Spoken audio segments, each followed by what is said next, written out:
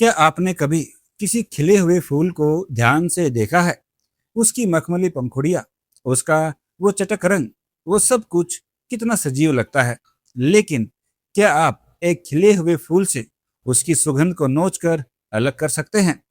क्या आप अपने इन भौतिक आंखों से उस खुशबू को तैरते हुए देख सकते हैं? कभी नहीं। आप फूल को तोड़ सकते हैं, उसकी पंखुड़ियों को कुचल सकते हैं, लेकिन उसकी खुशबू को न तो आप कैद कर सकते हैं और न ही उसे आंखों से देख सकते हैं। वह खुशबू अदृश्य है, फिर भी उसका अस्तित्व 100% सच है। ठीक यही बात हमारे जीवन, हमारे अस्तित्व और उस परमेश्वर पर भी लागू होती है। आज के इस वीडियो में हम श्रीमद् भागवत गीता के उस परम सत्य को समझेंगे जो आपके देखने का नजरिया हमेशा के लिए बदल देगा।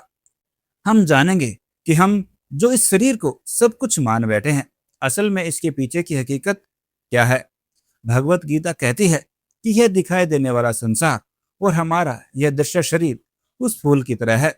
इस फूल को हर कोई देख सकता है। इसका एक रूप है, एक रंग है, एक नाम है।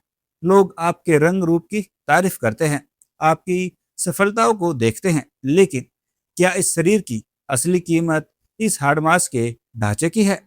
गीता के दूसरे अध्याय में भगवान श्री कृष्ण कहते हैं, इस शरीर के अंदर एक और तत्व है, अदृश्य, अविनाशी और शाश्वत। वह है आत्मा। जैसे खुशबू के बिना फूल सिर्फ बेजान पंखुड़ियों का ढेर है, वैसे ही आत्मा के बिना यह शरीर सिर्फ एक मिट्टी का पुतला है। यह जो भीतर अदृश्य आत्मा धड़क रही है, वो साक्षात परमात्मा की सुगंध है। अब एक गहरे सवाल पर गौर कीजिए। खुशबू फूल में कहाँ रहती है? क्या वो सिर्फ उसके ऊपरी सतह पर होती है या सिर्फ उसके केंद्र में?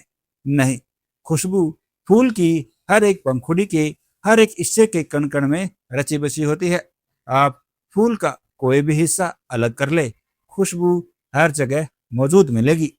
ठीक इसी तरह ईश्वर को किसी एक मंदिर, मस्जिद, चर्च या एक दिशा में सीमित नहीं किया जा सकता। वे हमारी आत्मा के हर हिस्से में हैं, हमारे अस्तित्व के कण कण में रचे बसे हैं। गीता में श्री कृष्ण कहते हैं, इस पूरे संसार में हर जीव में मैं अदृश्य रूप से व्याप्त हूँ। जैसे दूध में घी छिपा होता है, वैसे ही हम इंसानों के अंदर वो परमात्मा छिपे हुए हैं। लेकिन इंसान की नादानी तो देखिए। नादान इंसान भगवान को खोजने के लिए आंखें फाड़ फाड़ कर पूरी दुनिया में भटकता है। वह पहाड़ों पर जाता है, जंगलों में ढूंढता है, किताबों के पन्ने पलटता है। वह हर उस जगह ईश्वर को ढूंढ रहा है जहां वो बाहर दिखाई दे सके, जबकि वह यह बुनियादी बात भूल चुका है कि ईश्वर आंखों से देखने की नहीं बल्कि अंदर गहराई से महसूस करने की चीज है। जो चीज खुशबू की तरह सूक्ष्म है, उसे आप इन स्थूल आंखों से कैसे देख सकते हैं? भगवान को देखने के लिए बाहर की आंखें नहीं बल्कि अंदर की आंखें खोलनी पड़ती है। समय का चक्कर चलता रहता है। यह फूल यानी हमारा यह भौतिक शरीर एक न एक दिन मुरझा जाता है। समय के साथ झुर्रियां आती हैं, ताकत कम होती है और अंत में यह शरीर मिट्टी में मिलकर मिट्टी हो जाता है। लेकिन क्या उस फूल की सुगंध भी मर जाती है? नहीं, सुगंध हवा में मुक्त हो जाती है। ठीक वैसे ही हमारी यह आत्मा अविनाशी है। इसे न शस्त्र काट सकते हैं, न आग जला सकती है। जब यह शरीर समाप्त होता है, तो यह दिव्य सुगंध, यह आत्मा अपने महास्रोत यानी उस परमपिता परमात्मा में वापस विलीन हो जाती है। मृत्यु अंत नहीं है।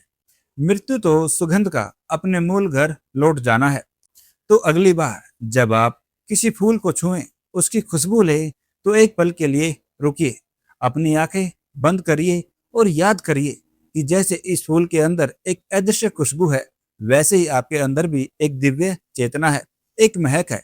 अपने अंदर शांत होकर बैठिए, ध्यान लगाइए और उस दिव्य महक को महसूस कीजिए। आप पाएंगे कि जिसे आप पूरी दुनिया में ढूंढ रहे थे, वह तो हमेशा से आपके अंदर मुस्कुरा रहा था। दोस्तों, वेद और पुराण वाणी के आज के इस सफर में अगर यह बात सीधे आपके दिल तक पहुंची हो, अगर आपको भी अपने अंदर उस परमात्मा की सुगंध का एहसास हुआ हो, तो कमेंट बॉक्स में पूरी श्रद्धा के साथ जय श्री कृष्णा जरूर लिखिए। इस वीडियो को अपने उन दोस्तों के साथ शेयर करें जो जीवन की आपाधापी में खुद को भूल गए हैं। और हाँ, हमारी इस आध्यात्मिक सीरीज के अगले भाग को देखने के लिए हमारे इस चैनल को सब्सक्राइब जरूर करें और बेल आइकन दबाना बिल्कुल ना भूलें। मिलते हैं अगले वीडियो में, तब तक के लिए अपने अंदर की सुगंध को महसूस करते रहिए। जय श्री कृष्ण।